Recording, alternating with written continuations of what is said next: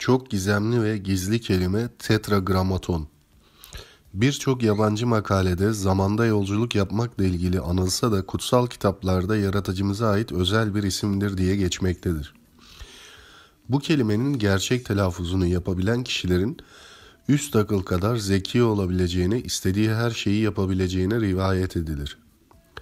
Bu konuda sizlere aktarımı yapmadan önce paylaştığım bu bilginin gerçek olup olmadığı ya da bilimsel kanıtı yoktur.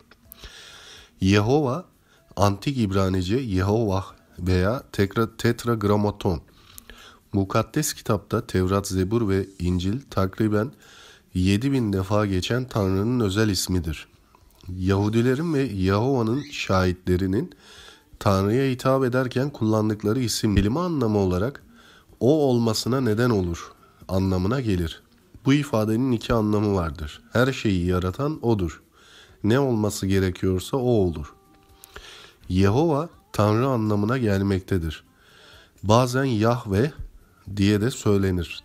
Tevrah, İşa'ya göre anlatılana göre yaratıcı ben Yehova'yım ve bu benim ismim.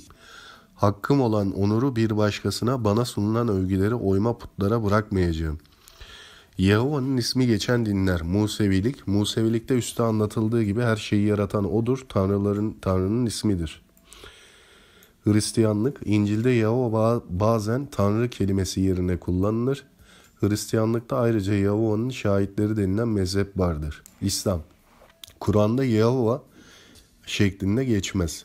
Genellikle Yehova kelimesi Arapçada Tevrat'ta Yahya şeklinde çevrilir. Fakat Kur'an'da Yahya kelimesi genellikle Yohannes Baptista'nın ismi olarak kullanılır.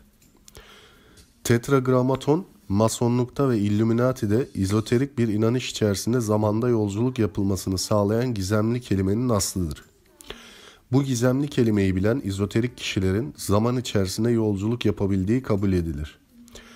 Bu sayede İllüminati kartlarında anlatılan ve geleceğe ait mesajlar içeren resimlerin ve sembollerin nasıl oluştuğu fikri ortaya atılmıştır.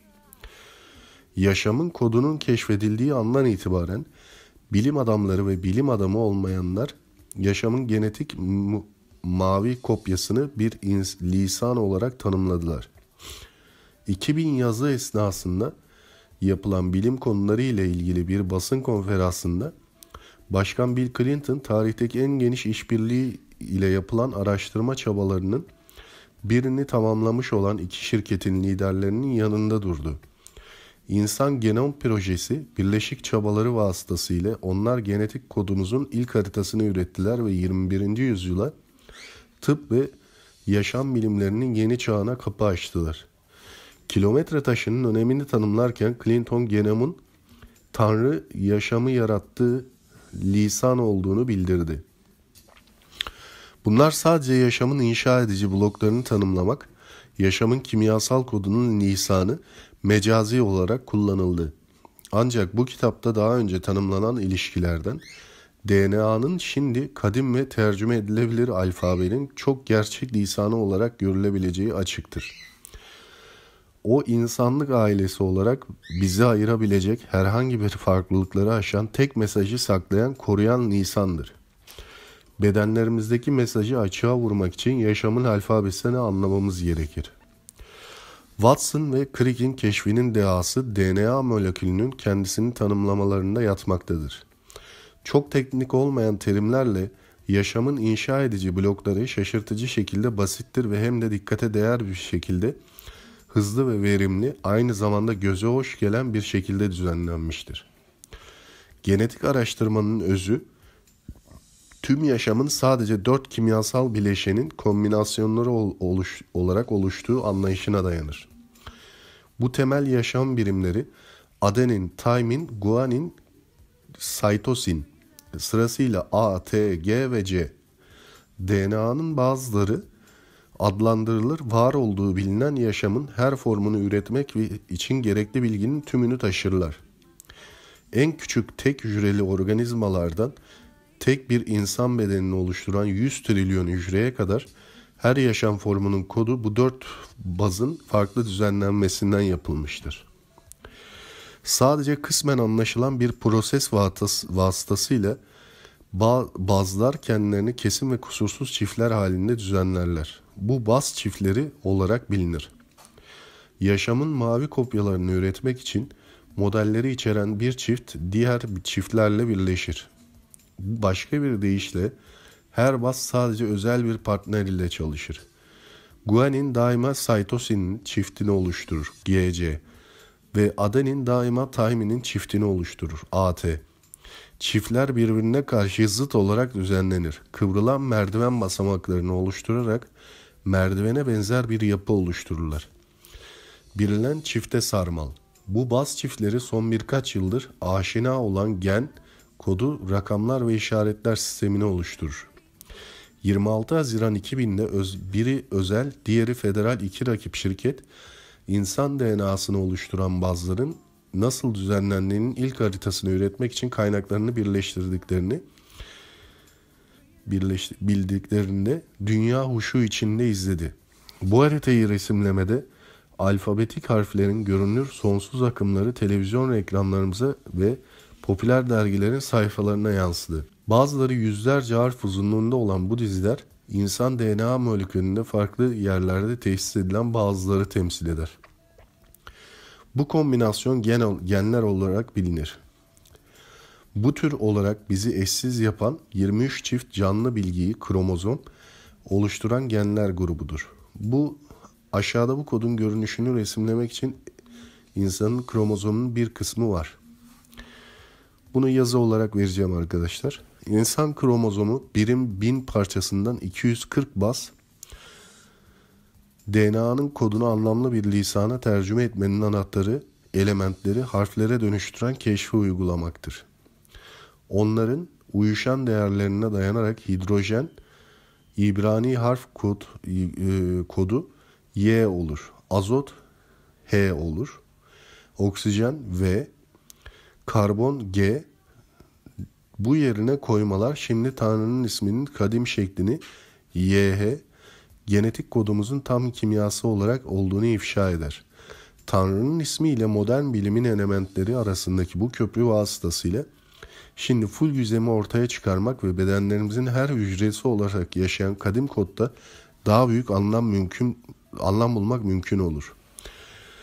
Yaşayan hayatın her hücresinde ortaya çıkarılan kod.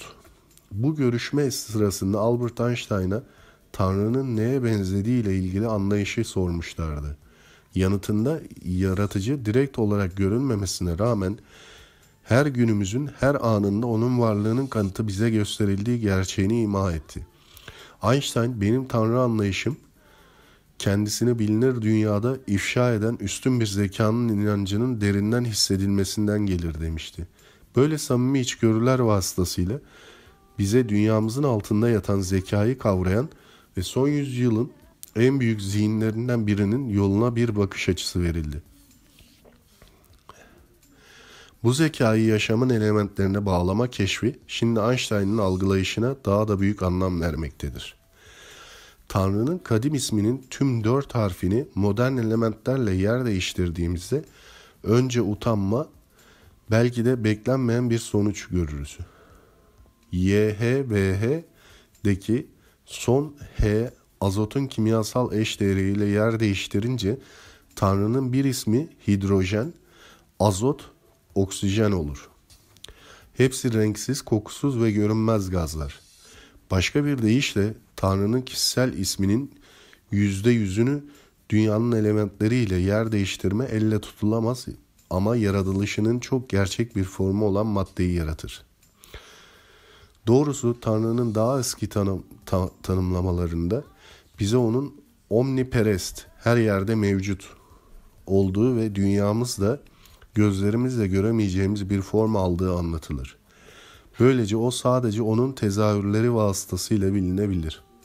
Sefer Yetzirah, Tanrı'nın varlığını bu fiziksel olmayan formunu Tanrı'nın nefesi olarak tanımlar.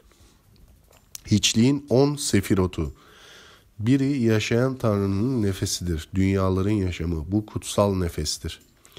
İlave olarak Genesis'in ilk bölümü yaratıcının yaratılış zamanı esnasında fiziksel olmayan bir formda mevcut olduğunu anlatır. Genesis, o önce dünyanın yüzüne ilerleyen Tanrı'nın ruhu idi. Yazarın vurgusu.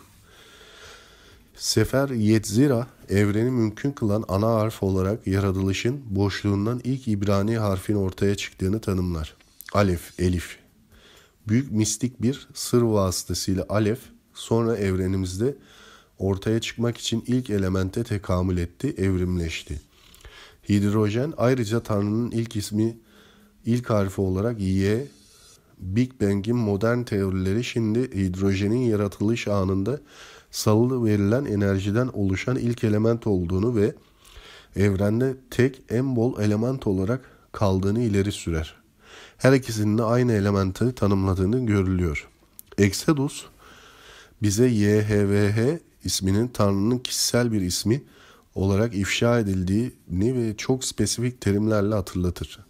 Eşit olarak açık terimlerle insanlığın Tanrı'nın imajında yapıldığı bize gösterildi. Belki bu bildiride tüm var olanın kaynağı ile ilişkimizi tanımlayan en direkt ipucu bulunabilir. Yeni bir vurgu ile kaynaklarımız ile ilgili bildiri, Tanrı olarak veya Tanrı'ya eşit olmak yerine sadece Tanrı'nın imajında yapıldığımızı bize hatırlatır. Süptil olmasına rağmen bu bildiri bize yaratıcımızın niteliklerini inkar edilemez şekilde paylaşırken bizi çok farklı yapan bir şey tarafından YHVH'den ayrı düştüğümüzü de ileri sürer. Kadim harfler ile modern elementlerin yerini değiştirince yaratıcımızın isminin %75'ini temsil eden ilk 3 harflerini paylaşmamıza rağmen kimyasal ismimizin 4. ve son harfinin bizi Tanrı'dan ayrı düşürmekte olduğu açıktır. Tanrı'nın varlığı 3 gazın hidrojen, azot ve oksijenin görünmez ve elle tutulamaz formu iken ismimizin son harfi bize bedenimizin rengini, tadını, sertliğini ve seslerini veren nesnedir. Karbon. Bizi Tanrı'dan ayrı düşüren tek harf, ayrıca bizi dünyamıza gerçek yapan elementtir. Bu Tanrı'nın basitçe görünmez elementlerden yapılmış bir gaz serpintisi olduğunu ileri sürmez. Bunun yerine dünyamızın ve yaşamın temelinin kendisinin mümkün olması 3 milenyum önce Tanrı'nın Musa'ya ifşa ettiği ismi vasıtasıyledir. Tanrı evrenin tek en bol elementlerinin hidrojen formunda olduğunu bize söyler. O olmuş olan ve olacak olan her şeyin bir parçasıdır. İnsanın bedeninde Tanrı'nın ismi.